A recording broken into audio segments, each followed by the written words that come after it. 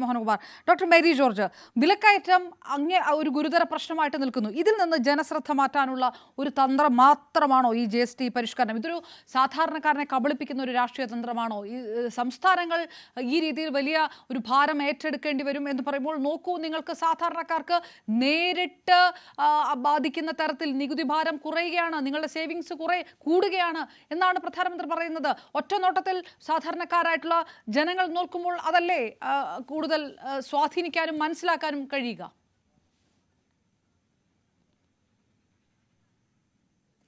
അപർണ, എനിക്ക് ഷാബു പ്രസാദ് പറഞ്ഞ കാര്യങ്ങൾക്ക് മുതല് ഉത്തരം പറയാനുണ്ട്. പക്ഷെ ഞാൻ ഇപ്പോൾ അതിലേക്ക് പോകുന്നില്ല. ചോദിച്ച ചോദ്യത്തിന്റെ ഉത്തരം തന്നെ തുടങ്ങാം.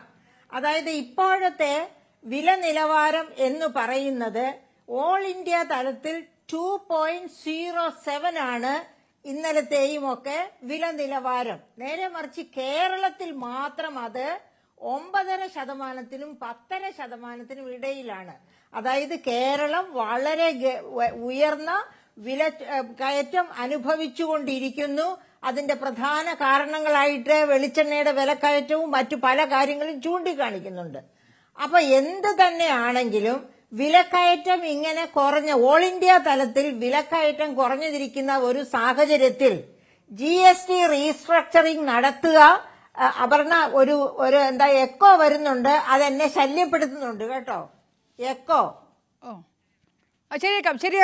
ശരിയാക്കാം മാഡം, അത് പറയണം, നമുക്ക് ശരിയാക്കാം. അപ്പൊ ഞാൻ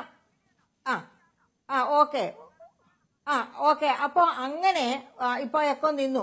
ഓക്കെ, അപ്പോ ഈ 2.07% ഇൻഫ്ലേഷൻ എത്തി നിൽക്കുന്ന ഒരു സാഹചര്യത്തിൽ GST റീസ്ട്രക്ചറിംഗ് നടത്തുന്നത് കൊണ്ട് അപകടമൊന്നുമില്ല. GST റീസ്ട്രക്ചറിംഗ് നടത്തിയത് എങ്ങനെയാണ്? 28% നികുതി ഉണ്ടായിരുന്ന ഉൽപ്പന്നങ്ങളെ 18%, അതായത് 90% ഉൽപ്പന്നങ്ങളെയും 18% കൊണ്ടുവരുന്നു. അപ്പൊ ന്യായമായും ആ റീസ്ട്രക്ചറിംഗ് കൊണ്ട് ഉദ്ദേശിക്കുന്നത് വലിയ അതായത് ലക്ഷറി ഗുഡ്സ്, സാധാരണക്കാർക്ക് വാങ്ങിക്കാൻ പറ്റാത്ത തരത്തിലുള്ള ലക്ഷറി ഗുഡ്സ് സാധാരണക്കാരിലേക്ക് എത്തിക്കുക. അതാണ് 28% നികുതിയെ 18% കുറയ്ക്കുമ്പോൾ സംഭവിക്കുന്നത്. എന്ന് വെച്ചാല് ഇതുവരെ അത് വാങ്ങാതിരുന്ന middle class, lower middle class ഇത്തരക്കാരെല്ലാം അത്തരം ഉൽപ്പന്നങ്ങൾ വാങ്ങാൻ തുടങ്ങും. ഇനി 18% നികുതി ഉണ്ടായിരുന്നത് 5% കൊണ്ടുവരുമ്പോൾ തീർച്ചയായും വിലയിൽ വലിയ മാറ്റം ഉണ്ടാകും. അത് ഓർക്കണം, 275ഓളം ഉൽപ്പന്നങ്ങളാണ് ഈ 18% നികുതിയിൽ നിന്ന് 5% നികുതിയിലേക്ക് വരുന്നത്. ഇത്ര വലിയ നികുതി വ്യത്യാസം ഉണ്ടാകുമ്പോൾ തീർച്ചയായിട്ടും വിലയിലും വലിയ വ്യത്യാസം ഉണ്ടാകും. അപ്പോ ലോവർ ഇൻകം ക്ലാസ് മുതലുള്ള എല്ലാവരും, അതായത് ഇതുവരെ മിഡിൽ ഇൻകം ക്ലാസും അപ്പർ മിഡിൽ ഇൻകം ക്ലാസും വാങ്ങിച്ചുകൊണ്ടിരുന്ന ഈ 18% നികുതിയുള്ള സെമി ലക്ഷറി ഉൽപ്പന്നങ്ങളെ താഴ്ന്ന വരുമാനക്കാർക്ക് പോലും വാങ്ങിക്കാൻ തക്ക പരുവത്തിലേക്ക് കൊണ്ടുവരുന്നു. എന്ന് വച്ചാൽ വലിയ തോതിൽ ഡിമാൻഡിൽ വർധനവുണ്ടാകും. ഈ എല്ലാ ഉൽപ്പന്നങ്ങളുടെയും ഡിമാൻഡിൽ വലിയ തോതിൽ വർധനവുണ്ടാകും. അങ്ങനെ വർധനവുണ്ടാകുമ്പോൾ പ്രൊഡക്ഷൻ, അതായത് നീതി ആയോഗിന്റെ തന്നെ കണക്കുകളുണ്ട്. കോവിഡിന് ശേഷം 3,60,000 micro, small and medium enterprises അടച്ചുപോയി ഇന്ത്യയിലെന്ന്. അങ്ങനെ അടച്ചുപോയിരിക്കുന്ന micro, small and medium enterprises, ഓർമ്മിക്കണം, ഇന്ത്യയിൽ ഏറ്റവും കൂടുതൽ തൊഴിൽ സൃഷ്ടിക്കുന്നത് ഈ MSME മേഖലയിലാണ്. അപ്പൊ MSME മേഖലയിലേക്ക് ഈ GST റീസ്ട്രക്ചറിംഗ് മൂലം വലിയ ഒരു കുതിപ്പ്, അതായത് ഇപ്പോ നിർജീവാവസ്ഥയിൽ കിടക്കുന്ന MSMEs ഒക്കെ ഉയർത്തെഴുന്നേൽക്കാനും അവയിലൊക്കെ ഉൽപാദനം നടക്കാനും തൊഴിൽ സൃഷ്ടിക്കപ്പെടാനുമുള്ള ഒരു സാധ്യതയാണ് ഈ റീസ്ട്രക്ചറിംഗ് കൊണ്ട് ഗവൺമെന്റ് ഉദ്ദേശിക്കുന്നത്. പക്ഷെ ഗവൺമെന്റ് ഉദ്ദേശിക്കുന്നത് എല്ലാം നടക്കുമോ? അതാണ് ഇവിടെ പ്രതിപക്ഷം ചോദിക്കുന്നതിൽ നിന്ന് നാം മനസ്സിലാക്കേണ്ടത്. അതായത് ഉദാഹരണത്തിന് ഞാൻ പറയാം അപർണ, അതായത് 2017 ഈ GST കൊണ്ടുവന്നതിന് ശേഷം ഒരു 3 മാസം കഴിഞ്ഞപ്പോൾ GSTയുടെ 28% ഉൽപ്പന്നങ്ങളുടെ 28% നികുതി ഉണ്ടായിരുന്ന 200-ലധികം ഉൽപ്പന്നങ്ങൾ 18% നികുതിയിലേക്ക് കുറച്ചു. സാധാരണക്കാർക്ക് വേണ്ടിയാണ്, അതായത് മിഡിൽ ഇൻകം തൊട്ട് അപ്പർ മിഡിൽ ഇൻകം പോലെയുള്ളവർക്ക് വേണ്ടിയാണ് അങ്ങനെ ഒരു കുറവ് കൊണ്ടുവന്നത്. പക്ഷേ അതിന്റെ ഫലമായിട്ട് അത്തരം ഉൽപ്പന്നങ്ങളുടെ ഉൽപാദനത്തിൽ വലിയ മാറ്റം വന്നില്ല. അങ്ങനെ വന്നിരുന്നെങ്കിൽ ഈ പറഞ്ഞതുപോലെ 3,60,000 MSMEs അടഞ്ഞു കിടക്കുന്നു എന്ന അവസ്ഥ വരില്ലായിരുന്നു. എന്തുകൊണ്ട് വന്നില്ല? അതായത് നികുതി കുറച്ച് വില കുറയ്ക്കേണ്ട സ്ഥാനത്ത് വ്യാപാര വ്യവസായ സമൂഹം എന്തു ചെയ്തു? അവര് സാധനങ്ങളുടെ, അതായത് എത്ര ശതമാനം നികുതി കുറച്ചുവോ അത്ര കണ്ട് സാധനങ്ങളുടെ വില ഉയർത്തി. എന്നിട്ട് ആ നികുതി വ്യത്യാസത്തിന്റെ പ്രയോജനം ജനങ്ങളിലേക്ക് എത്തിക്കാതെ, ജനങ്ങളിലേക്ക് ആ പ്രയോജനം എത്തിച്ചില്ലെങ്കിൽ അപർണയ്ക്ക് മനസ്സിലാകും, ആർക്കും മനസ്സിലാകും, അല്ല, അതാണ് നമ്മൾ ആ ഒരു പോയിന്റ് അവിടെ ഉണ്ട്. അതായത് ഇങ്ങനെ ഉപഭോക്താക്കൾക്ക് ഈ നികുതി കുറച്ചതിന്റെ നേട്ടം കിട്ടുമോ ഇല്ലയോ, കുറച്ചില്ലെങ്കിൽ എന്ത് നടപടിയെടുക്കും എന്ന് വ്യക്തമായി പറയുന്നില്ല. പക്ഷേ നേരത്തെ ശ്രീ ഷാബു പ്രസാദ് പറഞ്ഞതിനും കൂടെ താങ്കൾ ഉത്തരം പറയണം. അതായത് ഇതൊരു പരിഷ്കരണമാണ്, ഇതൊരു ഘട്ടം ഘട്ടമായിട്ടാണ് നടപ്പാക്കാൻ കഴിയുക. ഇനിയും പഠിക്കും, ഇനിയും തിരുത്തും, ഇനിയും ജനങ്ങൾക്ക് കൂടുതൽ എളുപ്പമുള്ളതാക്കും. അങ്ങനെയാണല്ലോ ഒരു ഭരണ സംവിധാനം വരേണ്ടത് എന്നുള്ളൊരു ചോദ്യമുണ്ടല്ലോ. അതിനൊരു കാലതാമസം, അതിന് ഒരു അവധാനത അതുണ്ടാകണ്ടേ? വേണം, തീർച്ചയായിട്ടും വേണം. അതിന് അപർണ ഒരു കാര്യം പ്രത്യേകം ഞാൻ പറയട്ടെ. 2017 നവംബറിൽ തന്നെ national anti profiteering authority of India എന്നൊരു സെമി ജുഡീഷ്യൽ ബോഡിയെ ഗവൺമെന്റ് ഓഫ് ഇന്ത്യ ഇൻസ്റ്റിറ്റ്യൂട്ട് ചെയ്തു. അതായത് ഈ പറയപ്പെട്ട നമുക്ക് എല്ലായിടത്തും ഉണ്ടായിരുന്ന ട്രേഡേഴ്സിനെയൊക്കെ നോക്കുന്ന നമ്മുടെ, അതായത് പാലക്കാട് മുതൽ എല്ലായിടത്തും ഉണ്ടായിരുന്നതുപോലെയുള്ള ചെക്ക് പോസ്റ്റുകൾ നിർത്തലാക്കിയപ്പോൾ വലിയ തോതിൽ നികുതി വെട്ടിയിൽ വരുമെന്നും അത് ട്രാക്ക് ചെയ്യാൻ വേണ്ടി സെമി ജുഡീഷ്യൽ ബോഡിയായിട്ട് ഫോം ചെയ്തു. അങ്ങനെ ഫോം ചെയ്ത ബോഡി പക്ഷേ ഒരുപാട്, ഏകദേശം 2023 വരെ നിഷ്ക്രിയമായിരുന്നു ഇന്ത്യയില്. അതായത് കേരളത്തിലടക്കം 700 ഉദ്യോഗസ്ഥർ ആ വകുപ്പിൽ ജോലി ചെയ്യുന്നു, കമേഴ്ഷ്യൽ ഇന്റലിജൻസിൽ. പക്ഷെ അവരാരും വേണ്ട രീതിയിൽ ശ്രദ്ധിച്ചില്ല. അങ്ങനെ 2022-23 ബജറ്റിൽ നിർമ്മല സീതാരാമൻ ഒരു ഓർഡർ ഇട്ടു. ഈ പറയപ്പെട്ട national anti profiteering authority of India വളരെ ശക്തമായി ഇടപെട്ട് ഫേക്ക് ആയിട്ടുള്ള ഇൻപുട്ട് ടാക്സ് ക്രെഡിറ്റ്, ആ fake input tax credit tax പോർട്ടലിൽ അപ്ലോഡ് ചെയ്താണ് വലിയ തിരിമറി നടത്തിയിരുന്നത്. അവരെ കണ്ടെത്താനായിട്ടാണ് ഈ national anti profiteering authority of ഇന്ത്യയോട് ശക്തമായിട്ട് നടപടിയെടുക്കാൻ നിർമ്മല സീതാരാമൻ ആവശ്യപ്പെടുന്നു. ചുരുങ്ങിയ കാലം കൊണ്ട് തന്നെ 58,000 കോടിയുടെ ഫേക്ക് ITC അങ്ങനെ നികുതി വെട്ടിയിൽ കണ്ടെത്തുന്നു. അതിനുശേഷം 2022-23 ബജറ്റിൽ നിർമ്മല സീതാരാമൻ ഒരു മാറ്റം കൊണ്ടുവന്നു. അതായത് ITC അപ്ലോഡ് ചെയ്യുന്ന സമയത്ത് ആ അപ്ലോഡ് ചെയ്യുന്ന വ്യാപാരിയുടെ അല്ലെങ്കിൽ വ്യവസായിയുടെ ആധാർ നമ്പർ കൂടി അപ്ലോഡ് ചെയ്യണമെന്ന്. അത് എന്തിനാണെന്ന് വെച്ചാൽ അത് ഒരു കാരണവശാലും തെറ്റായി ഫേക്ക് ITC പിന്നെ അപ്ലോഡ് ചെയ്യാതിരിക്കാൻ വേണ്ടിയായിരുന്നു. പക്ഷേ നമ്മുടെ കേരളത്തിലേക്ക് വന്നാൽ തന്നെ അതിനുശേഷം സംഭവിച്ചത് നമുക്കറിയാം.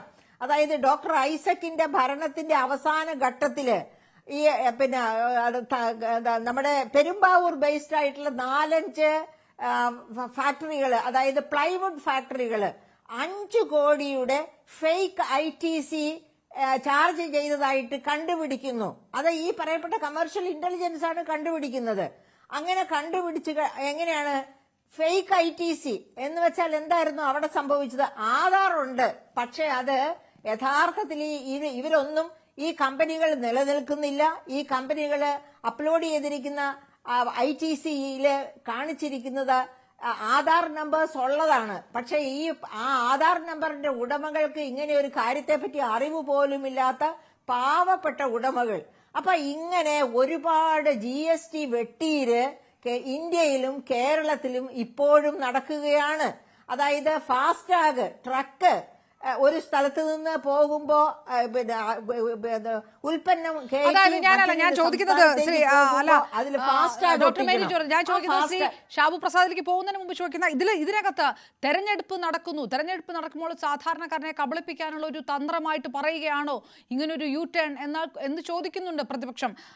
എന്നാൽ അതേസമയത്ത് ഘട്ടം ഘട്ടമായി ഞങ്ങൾ നടപ്പാക്കുന്ന പരിഷ്കരണത്തിന്റെ ഭാഗമാണ് ഇതെന്ന് പറയുകയും ചെയ്യുന്നു. നേരത്തെ പ്രൊഫസർ എസ് മോഹനകുമാർ പറഞ്ഞതുപോലെ ഫെഡറലിസത്തെ തകർക്കുന്ന ഒരു കാര്യം തെരഞ്ഞെടുപ്പ് അടുക്കുമ്പോൾ നടത്തിക്കൊണ്ട് ഈ ബാധ്യത കേന്ദ്ര സർക്കാരിന് പ്രഖ്യാപനം നടത്തിയാൽ മതി, ബാധ്യത മുഴുവൻ എടുക്കേണ്ടത് സംസ്ഥാന സർക്കാരുകളാണ്. അങ്ങനെ ബാധ്യത സംസ്ഥാന സർക്കാരുകളെ തലയിലിട്ട് കൊടുക്കുക, തെരഞ്ഞെടുപ്പിൽ ഈ പ്രഖ്യാപനം സാധാരണക്കാരിലെത്തി എന്ന് പറഞ്ഞുകൊണ്ട് നേട്ടം കൊയ്യുക, അങ്ങനെ ഒരു നടപടിയിലേക്ക് കേന്ദ്ര സർക്കാർ പോകുന്നു. അത് ആ ഒരു ആരോപണത്തോടു കൂടി അനുകൂലിക്കുകയാണോ? ഇപ്പൊ പറഞ്ഞ പോലെ പല പദ്ധതികളും കൊണ്ടുവന്നു നടപ്പായില്ല എന്ന് പറയുന്നതിൽ അതാണോ പറയുന്നത്? അപർണ, ഞാൻ തീർച്ചയായിട്ടും ഷാബു പ്രസാദിനെ 100% അംഗീകരിക്കുക. ഈ ഒരു നയമാറ്റത്തിൽ ഉണ്ടായ നന്മയാണ് ഞാൻ ചൂണ്ടിക്കാണിച്ചത്. ആ നന്മയെ മുഴുവനും കെടുത്തിക്കളയുന്ന രീതിയിലാണ് ഇവിടുത്തെ വ്യാപാരി വ്യവസായി സമൂഹവും സംസ്ഥാനങ്ങളിലെ കമേഴ്ഷ്യൽ ഇന്റലിജൻസ് വിങ്ങും ഒക്കെ പ്രവർത്തിച്ചുകൊണ്ടിരിക്കുന്നത്. ഇപ്പോ ഈ പ്രത്യേകിച്ച് നമ്മുടെ എന്താണ് പറയുക, നമ്മുടെ ചില സംസ്ഥാനങ്ങളിലൊക്കെ ഇപ്പൊ ഇലക്ഷൻ വരാനിരിക്കുകയാണ്. അങ്ങനെയൊക്കെ ഇരിക്കുന്ന സമയത്ത് പെട്ടെന്ന്, അതായത് ഈ റീസ്ട്രക്ചറിങ്ങിനെ പറ്റി GST കൌൺസിലുമായിട്ട് പോലും ചർച്ച ചെയ്യാതെയാണ് ഇൻഡിപെൻഡൻസ് ഡേയുടെ അന്ന് ബഹുമാനപ്പെട്ട പ്രധാനമന്ത്രി ഈ അനൗൺസ്മെന്റ് നടത്തുന്നത്. അതിനുശേഷമാണ് GST കൌൺസിലുമായിട്ട് സംസാരിക്കുന്നത്. അപ്പോ ഇതിനൊരു ഹിഡൻ അജണ്ടയുണ്ട്. ആ ഹിഡൻ അജണ്ട തീർച്ചയായിട്ടും വോട്ട് ബാങ്ക് ലക്ഷ്യമിട്ടുള്ള ഒരു അജണ്ടയാണ്. അപ്പൊ ഇതിന്റെ നല്ല വശങ്ങൾ നമ്മൾ കാണണം. അതോടൊപ്പം തന്നെ ഈ ഹിഡൻ അജണ്ട പ്രതിപക്ഷം തീർച്ചയായിട്ടും ആ ഹിഡൻ അജണ്ട കണ്ടിരിക്കും. അതനുസരിച്ചായിരിക്കും അവരിതിനെ വിമർശിക്കുക. ഉണ്ടാകുന്ന വലിയ നികുതി നഷ്ടം. ഒരു കാര്യം കൂടി പറഞ്ഞോട്ടെ. ഈ സംസ്ഥാനങ്ങൾക്കുണ്ടാകുന്ന നികുതി നഷ്ടം തീർച്ചയായിട്ടും സെസ് വഴിയായിട്ട് കേന്ദ്ര ഗവൺമെന്റ് കൊടുക്കണം തൽക്കാലം. അതായത് ഇതിനകത്തുള്ള ലൂപ്പ് ഹോൾസ് ഒക്കെ പ്ലഗ് ചെയ്യുന്നത് വരെ തീർച്ചയായിട്ടും നികുതി നഷ്ടം സംസ്ഥാനങ്ങൾക്കുണ്ടാകും. അപ്പൊ അത് കൊടുക്കാനുള്ള എന്താ പറയുക, ഫെഡറൽ തത്വം അത് കേന്ദ്ര ഗവൺമെന്റ് അംഗീകരിക്കണം. ഓർമ്മിക്കണം, CAG-യുടെ 2023 റിപ്പോർട്ട് എടുത്ത് നോക്കിയാൽ അറിയാം. അന്ന് GST കൊണ്ടുവന്ന സമയത്ത് സംസ്ഥാനങ്ങൾക്ക് അവർക്ക് വരുന്ന നഷ്ടം നികത്താനുള്ള ഫണ്ട് കൊടുക്കാൻ സെസ് ഏർപ്പെടുത്തിയിരുന്നു. ആ സെസ് വഴി പിരിച്ച ഫണ്ടിന്റെ ഒരു നല്ല ഭാഗം സെൻട്രൽ ഗവൺമെന്റ് ഈ സംസ്ഥാനങ്ങൾക്ക് കൊടുക്കുന്നതിൽ നിന്ന് മാറ്റി മറ്റാവശ്യങ്ങൾക്ക് എടുത്തതായിട്ട് CAG തന്നെ റിപ്പോർട്ട് ചെയ്യുന്നുണ്ട്. 2023 റിപ്പോർട്ട് എടുത്ത് നോക്കിയാൽ അറിയാം. അപ്പൊ അങ്ങനെ സെൻട്രൽ ഗവൺമെന്റ് പറയുന്നതൊന്ന്, പ്രവർത്തിക്കുന്നത് വേറൊന്ന്. അങ്ങനെ പാടില്ല. ഒരു കാര്യം കൂടി, അതായത് സംസ്ഥാനങ്ങളാണ് ഒരു സംസ്ഥാനത്തെ ചെലവിന്റെ 63% നിർവഹിക്കുന്നത് സംസ്ഥാനങ്ങളാണ്. പക്ഷേ ആകെ ആ ഒരു സംസ്ഥാനത്ത് നിന്ന് അവർക്ക് അവകാശപ്പെട്ട വരുമാനം കേന്ദ്രം പിരിക്കുന്നത് ഡയറക്ട് ടാക്സസ്, GST സംസ്ഥാനങ്ങളും കേന്ദ്രവും പിരിക്കുന്നു. അങ്ങനെയൊക്കെ എല്ലാ തരത്തിലും കിട്ടുന്ന റവന്യൂ 37% സംസ്ഥാനങ്ങൾക്ക് കിട്ടുന്നുള്ളൂ. മറിച്ച് 63% ചെലവുകളും സംസ്ഥാനങ്ങളാണ് നിർവഹിക്കേണ്ടത്. അതുകൊണ്ട് ഈ ഇപ്പൊ തന്നെ GST കൌൺസിൽ ആവശ്യപ്പെട്ടിരിക്കുന്ന പോലെ ഇതുവഴി ഉണ്ടാകുന്ന തൽക്കാല നഷ്ടം നികത്തിക്കൊടുക്കാൻ കേന്ദ്ര ഗവൺമെന്റിന് അർഹതയുണ്ട്. മാത്രവുമല്ല, ഇപ്പൊ GST കൌൺസിൽ ആവശ്യപ്പെടുന്നത് പോലെ ഇപ്പൊ 50-50 ആണ് GSTയുടെ ഷെയറിങ്.